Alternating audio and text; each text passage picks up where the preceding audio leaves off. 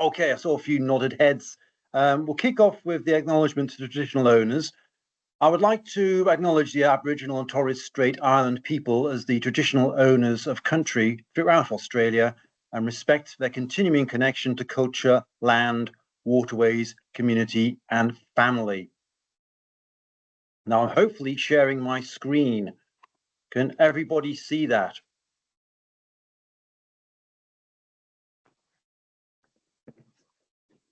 I'll need some feedback because I can't see anything apart from Yes, I can see. Yes, thank you very much. This is the problem with Teams. You're a little bit limited about who you can see and what you're doing when you're talking. So, and this is what we're on at the moment. So what we have here is a sort of sneak preview of the 2023 data, which was closed at the end of June 23. You might say, well, what's happened to the 2022 data? Because if any of you remember the meeting we had last year, which I think was February last year, we presented the sneak preview of the 2022 data, and it has yet to be released. So that report is created. It is sitting with the Minister of Health, and we're just waiting for a write-off on that before releasing it. So it just shows you how long it takes to get some of these things out. And hopefully the next page will come up. So I've pinched a lot of these slides from the draft we've created for the new report, which is why they've got a bit of draft put in the background there, and there's a few bits and pieces like the shaded 2023, which you can see here. In terms of cases, I mean, this is fairly self-explanatory and explains the sort of numbers of cases we're going through. In terms of what we're looking at in the later figures, we'll be looking at these audited cases, which is about 1,000. You might say, well, what's happened to the other 40-odd%?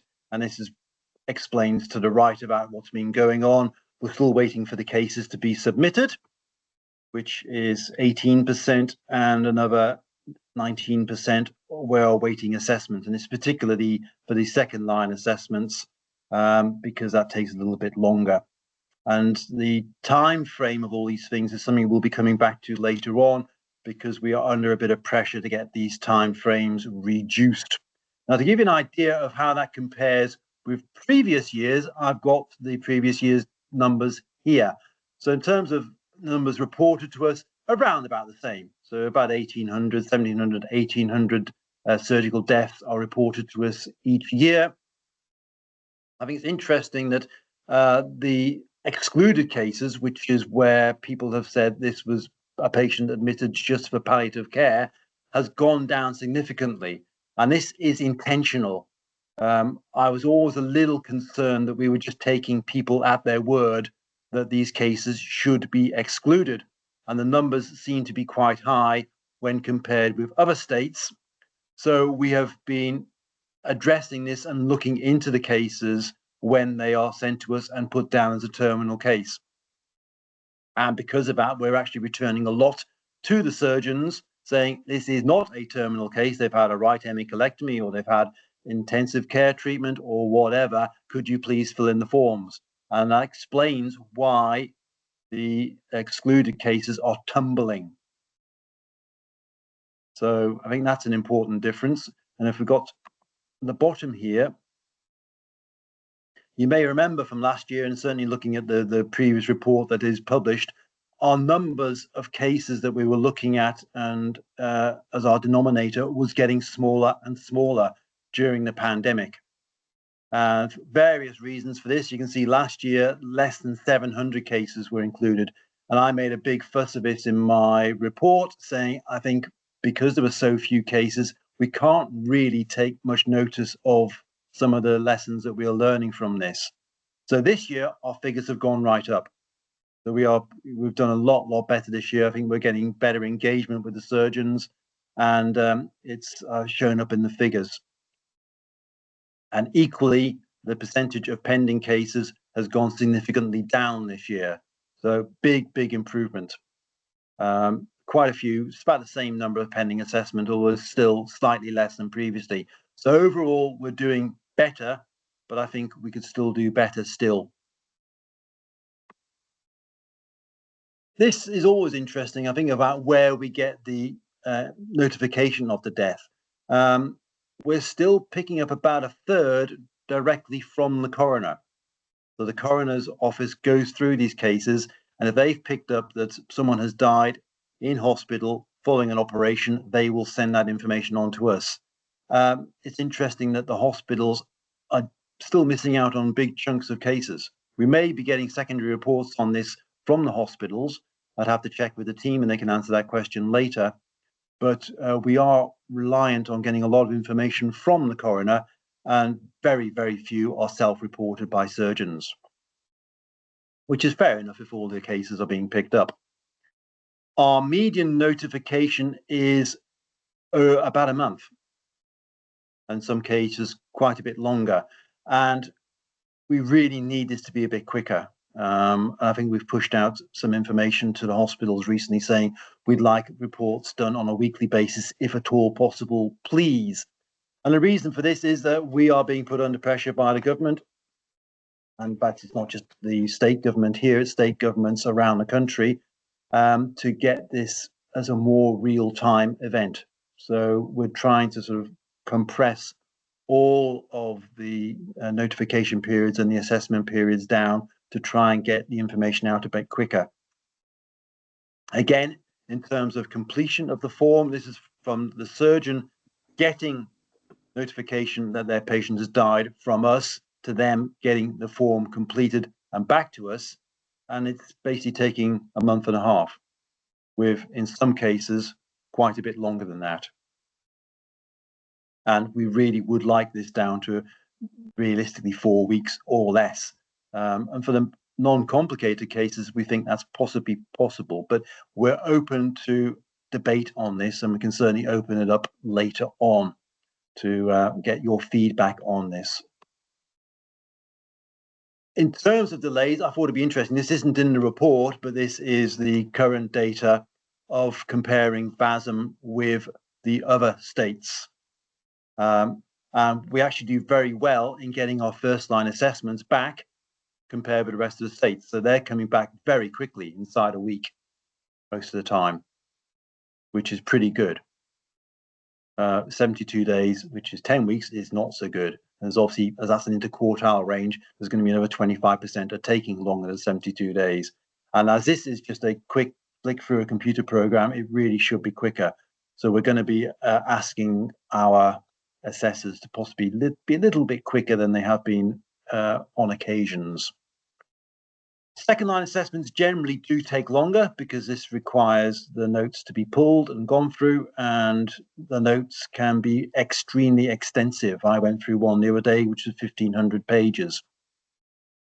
So we're not expecting that to be done inside a few days, but equally a 55-day median with only a quarter less than a month is probably a little bit too long.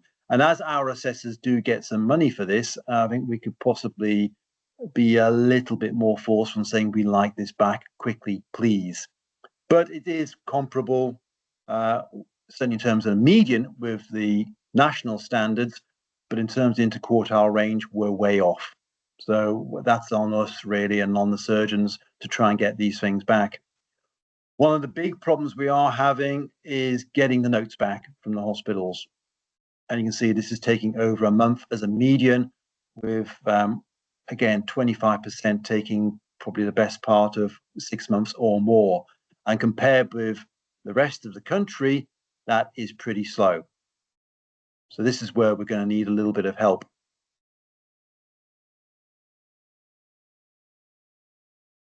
And again, I thought it'd just be interesting to look at the total time from case being created to case closure. And this is more than a year's worth of data. Well, there's actually, I lied, it's a year's worth of data. And I've just highlighted what VASM is there. We are the worst state in the country, although you will notice there is one state missing here, which is the biggest state in the country, which is New South Wales. So I wouldn't be too surprised if our data is very similar to New South Wales, if not better than New South Wales, but we are certainly taking a lot longer to get these cases closed. compared with the smaller states in the country. But you also see that we get a lot more cases than the rest of the country, with the exception of Queensland. But I say big asterisks against that, in that New South Wales has got its own rules and regulations, and we don't know what's going on. And I personally think we should be addressing that at a higher level. Getting on with the 2023 data, you see these sorts of things in all of our reports. The population of Victoria has gone up ever so slightly in the last year or so. The rest of these sorts of things are what you would expect. And I'll show you on the next slide, comparison to the previous two reports. So yes, the population has gone up a little bit. You will notice that we haven't got a procedure figure. And from that, we can't actually work out what the mortality rate is.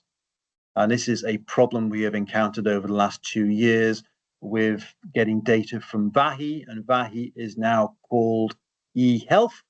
So they've been reorganized by the Victorian Department of Health. And last year, they couldn't give us a reliable figure of how many patients underwent operations. They could give us the crude data, and we got, I think, something like 2 million codes of operations being done, but obviously patients have multiple codes for an individual operation. We are looking at trying to get that data from a different source this year, so by the time the report comes out, we hopefully will have a mortality rate. It's been pretty constant over all the years that VASM has been going, and runs at about, this mortality rate here is per 1,000 procedures. So we're running at about 0.3, 0.4% perioperative mortality rate, which is comparable with the best reports around the world. I think what is interesting is that last year, maybe because of the small numbers, the amount of elective operations in the death rates went down quite a bit, and this year it's picked up again to what the previous year was. That might just be a function of figures. We could probably get that answer for you if you were interested. Everything else is round about the same. In terms of risks, this is the current data, and it probably makes a bit more sense if I can compare that with the previous 2 years. Again, not much change really. And in terms of the common comorbidities, not much has changed again. You will see that the way it's been expressed is different. And I think the latest report expresses, I'm not totally sure actually how, but Nathan worked that out for me and did send me a little notice saying why everything has got a bigger percentage compared with the previous reports. It's just a matter of how it's being calculated. But you'd expect the common comorbidity to be cardiovascular and respiratory problems, and they are. And same for the causes of death, which are round about the same. If anybody wants to ask any questions whilst I'm going through this, please feel free to. And if I'm going through it too quickly, please let me know.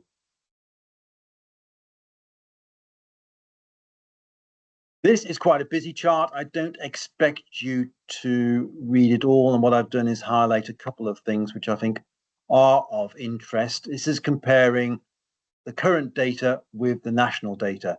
And again, this is going to be national data minus New South Wales, which I think is a big minus.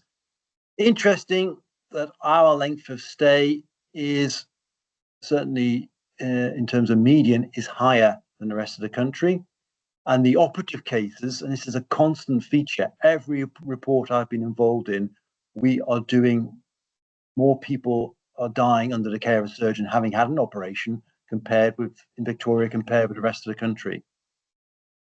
And I think that because it's reflected down the number of procedures at the bottom. So 25% of patients dying under surgical care elsewhere aren't having an operation, whereas that's about half as many in Victoria. I think this possibly comes down to, and we've looked at this in some detail with James Aiken, who's looked at standardized mortality ratios across the country, and ours have dropped quite a bit less than the rest of the country. So I think we're probably still operating a lot of patients that maybe wouldn't be operated on elsewhere in the country. And it would be interesting to see what New South Wales does, because I think their figures will be very similar to ours.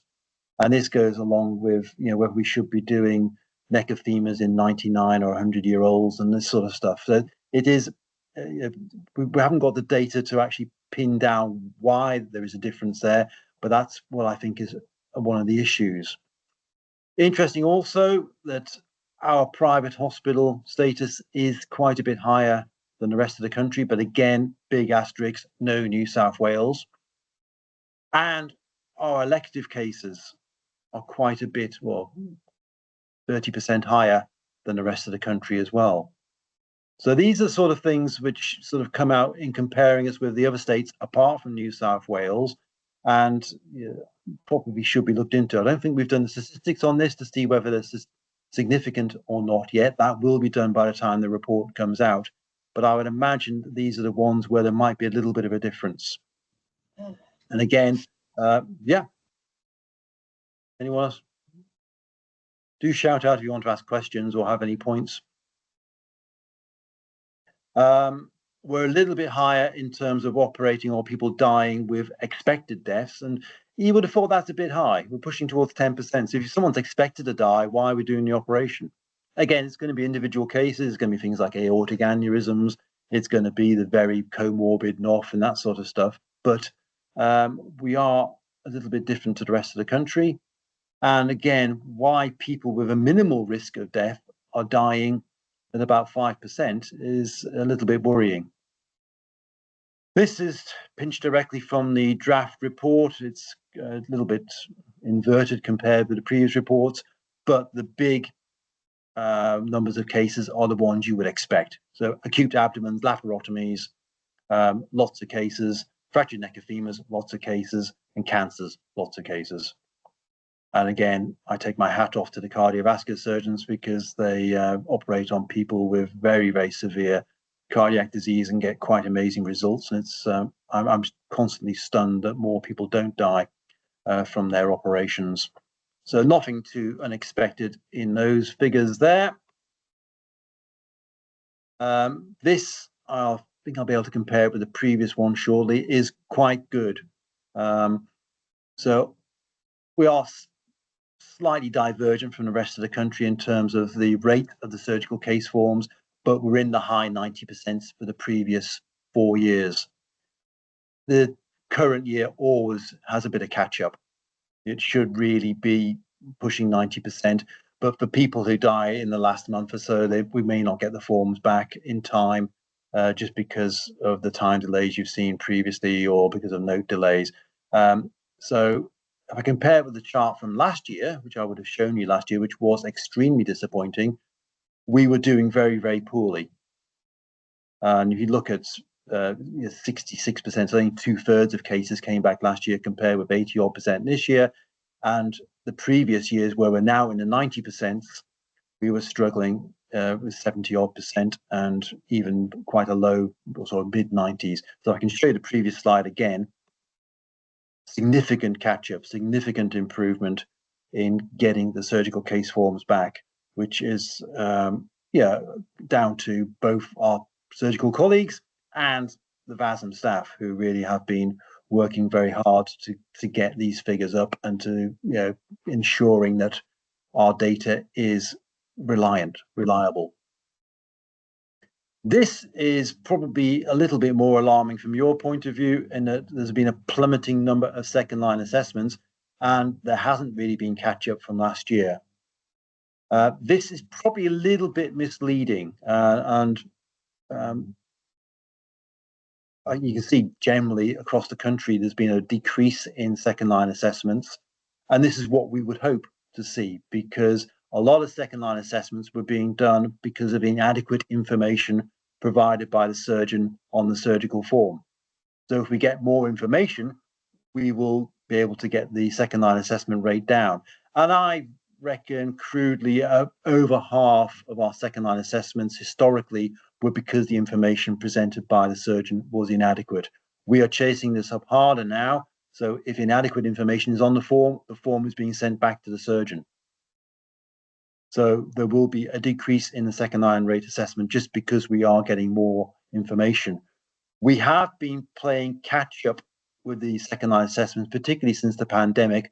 And what we have been doing is utilizing our management committee meeting to actually look at the forms or the cases that have gone off the second line assessment to suggest, to think, do they agree it needs a second line assessment? Because some of our first line assessors can be a little bit optimistic about what we're going to get out of a note review.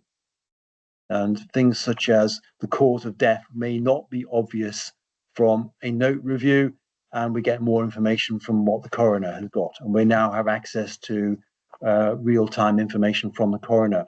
So we've been reassessing a lot of these forms that have been sent off for second line assessment. And if, with the information from the coroner, or if the management committee specialist member felt that really a second line assessment wasn't warranted, we have modified the first line assessment, and that will not be reflected in these charts here. We probably need a second or a different category where it has been reviewed by 2 or 3 different surgeons, because all of these cases that we have modified have been through both a specialist advisor as well as the original first line assessor, and I have also been over the cases as well. So there've been 3 sets of eyes looking at these. So they have actually had quite an in-depth review, and we've been able to pick up a lot of clinical management issues because of that. But there are still a number where there's highly specialized things going on. There's a highly specialized question from the first line assessor, which still need to have a second line assessment. We are struggling in certain specialties to get them out, particularly things like cardiothoracics, because of the limited number of surgeons that are doing it within the state. So we are playing catch up, and hopefully this chart will change in the future, but it's not as bad as it looks. Again, quite a busy chart. This is the clinical management issues. So this is where our assessors have decided that something has gone wrong, and you're probably aware of the 3 types of clinical management issues that we have, where there's an area of consideration where there may be an argument about whether something could have been done a little bit differently. There's an area of concern where something probably has gone wrong, and there's an adverse event, which is obviously where something has catastrophically gone wrong, although there's a few of the adverse events which are just classified as such because of falls in hospital or an aspiration event or a pulmonary embolus. By definition, they are adverse events, which may not have been the fault of the team looking after the patient. I think it's nice to see this trend here where no issues identified over the last 5 years has gone from about 70% to towards 80%.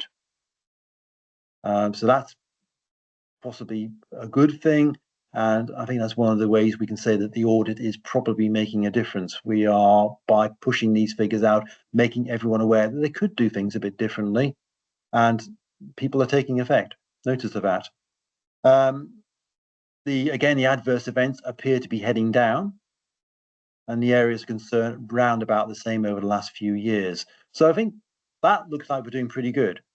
Whether they're preventable or not, which is another thing our assessors look at, over time, probably fairly similar. It looks like last year was a better year than this year, but there's a whole load of cases which haven't been assessed, and these figures will be readjusted next year for the report next year. And to give you an idea of the differences a year makes, we've now been able to look at last year's figures with more cases. So if you look at last year when we reported, there were 678 cases which we completely audited. That's now gone up to nearly 1,000. So because we've got more cases coming through, we're identifying more issues, and the areas of consideration, the areas of concern, and the adverse events have all gone up compared with last year. That's not going to be in this year's report. This chart will be, but we only, on the headline figures on the report, look at the current year. So things do change the more cases we look at. Overall, you can see we have caught up on 1,000 cases over the last year. So we've been extremely busy looking at an awful lot of cases this year. So we've done the 1,000 cases which are in the current report, and we've also done an additional 1,000 cases catching up on the pandemic, really. And I think it is noticeable that, with the exception of preventable adverse events last year, everything else has gone up, apart from a couple of stay the same.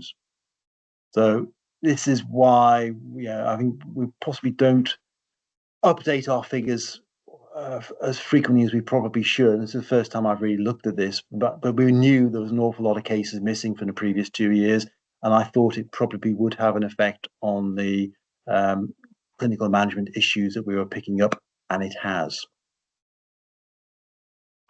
I think this is my final slide on the current data, and there's no data on that at all. And this is really a question. You may remember from our reports from 2, 3, 4 years ago that we were producing charts showing hospitals that were outliers. We then decided to stop doing that, but we were getting in touch with the individual hospitals that were considered outliers and going through the cases with them to see whether there was a problem or not.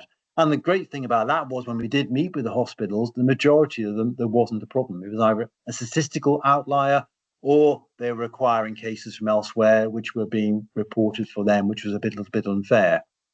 But we would like to address outliers in some sort of way, because obviously we don't want to miss an outlier, and we'd like to maintain the dialogue with the hospitals. So there's 2 ways we can look at outliers. We can't do the fancy statistical analysis we've done previously because we have lost our data analyst and there's no signs that they're going to be replaced. We could just look at all clinical management issues in a particular health service and just get in touch with the top 10, 15% and say, look, you're at the top of the pile here. With some health services are getting 40, 45% of their deaths are having clinical management issues. So there might be something worth discussing there. So that's one way of doing it, just looking at all clinical management issues and then picking out the top 10, 15% and going to them and saying, we'd like to have a chat. Or James Aiken again has come up with something which we can use, which is a fairly easy program to use in the Microsoft family. Plug a few figures into that and it will come up with some charts for us. I'm not fully on top of that yet, but it's something which we could probably do quite easily. And it's just a question of what your appetite of looking at outliers is and how far we should chase it up. I think we should probably maintain the dialogue, but I'm open to any advice that you've got on this. So that is the end of my presentation on the 2023 data. Happy to have a discussion on that. I've hopefully stopped sharing and we'll get back to what's going on. Any questions or any thoughts on what I have just presented?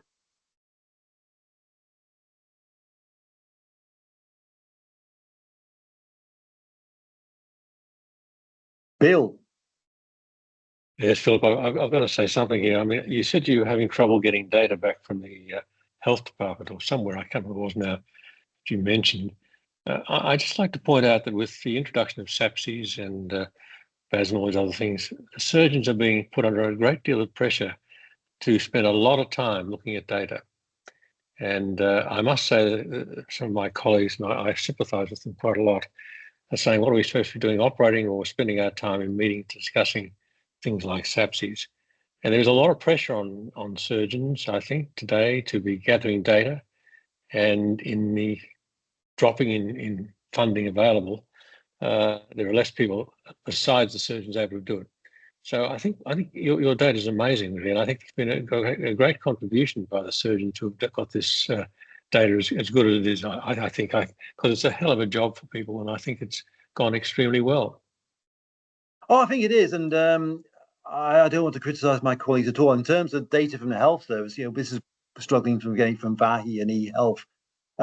But yeah, I think we do try and make the whole thing as easy as possible for the surgeons, and we're open to criticism of the forms, and the staff are very willing to help fill in the forms and get stuff back as quickly as possible. But I agree, the stuff we get from the surgeons is great. A lot of cutting and pasting can be done nowadays. So if an e-deposition's gone off to the coroner, that can just be put into the stuff that comes to us, which provides a hell of a lot of very, very good information. But yeah, I don't want to go around criticizing our colleagues, and equally, I do realise that the health service is under terrible stress from a budget point of view, which is going to affect all of these sorts of things.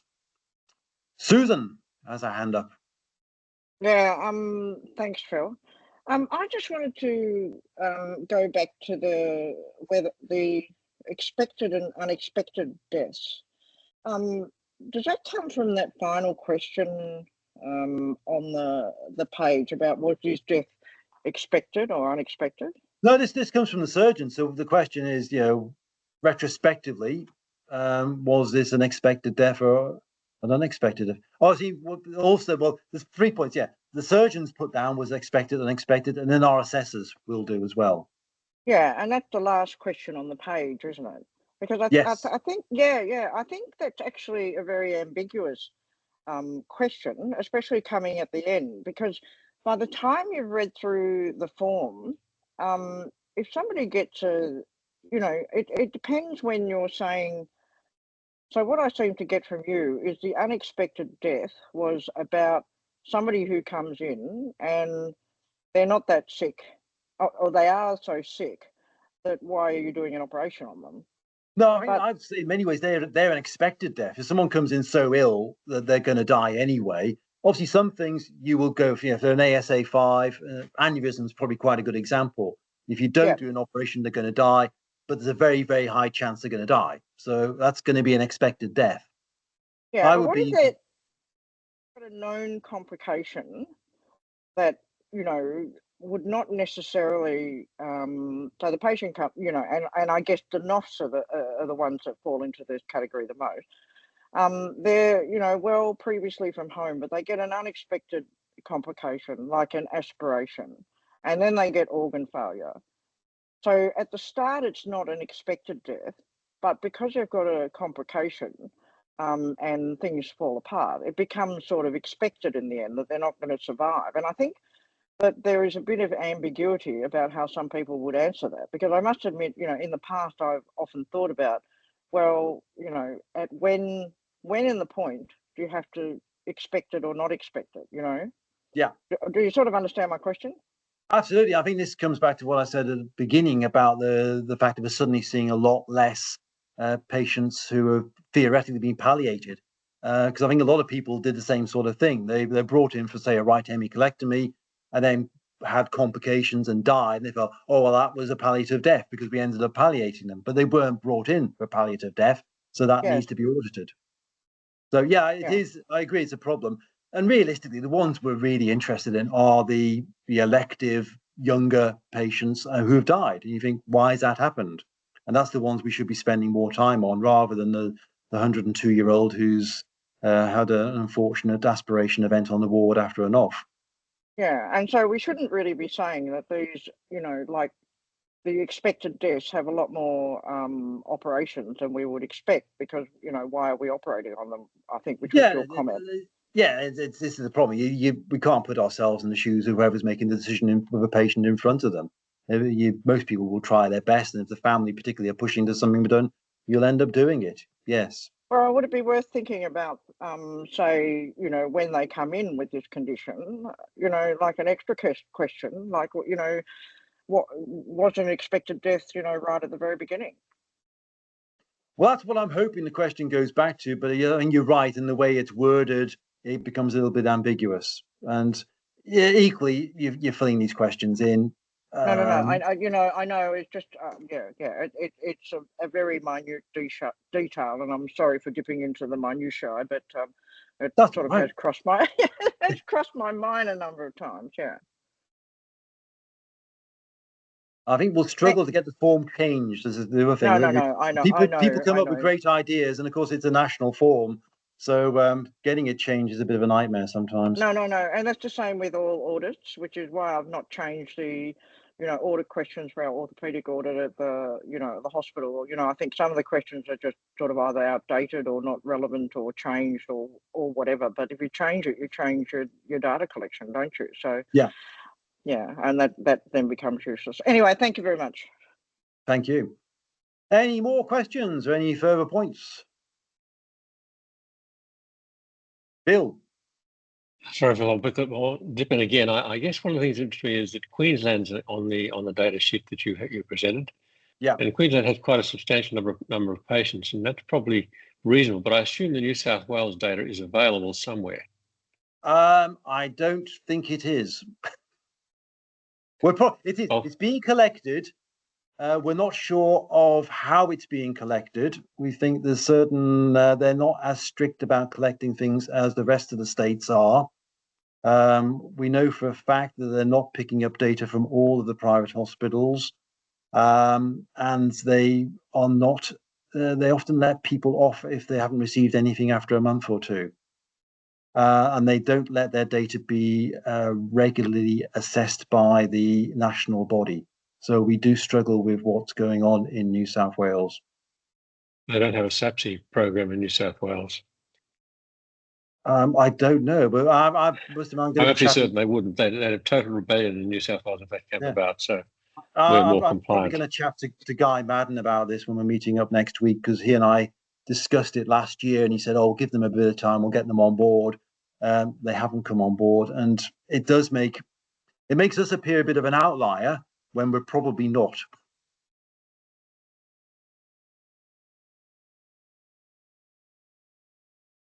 Is that you again, Bill? Stuart?